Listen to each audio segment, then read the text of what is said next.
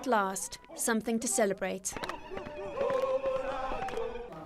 33 years after her abduction, these former South African police officers are standing trial for the murder of anti-apartheid activist Nokuthula Simelane.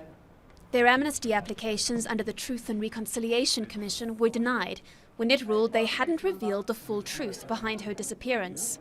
But only now, on the groundbreaking commission's 20th anniversary, are they facing prosecution, with Simelane's family hoping to finally find out what happened. If they threw her into the river, they must take me there. If they bent her into ashes, they must tell me the site.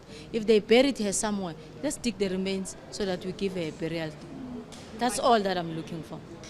When it first sat on April 15, 1996, just 2 years after the fall of apartheid, the commission was a revolutionary concept, offering amnesty to perpetrators of political crimes on one condition: complete disclosure. If they are prepared to come to the truth, and maybe I gave the remains, then it's better. I can forgive them. I can forgive. It recommended over 300 cases for prosecution where amnesty was denied, but only a handful ever made it to court, to the despair of victims' families.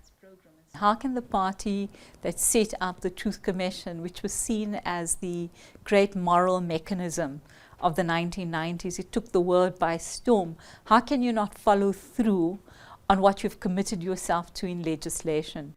The Simelane family has been pushing for this trial for over a decade, but hit endless dead ends, including the disappearance of the case file. But why the reluctance to prosecute apartheid-era crimes? I miss this one. Many believe former resistance fighters, who are now powerful figures in the ruling African National Congress, may have something to hide. You know, this was a conflict in which there were few angels about, at least those involved in combat. So it stands to reason that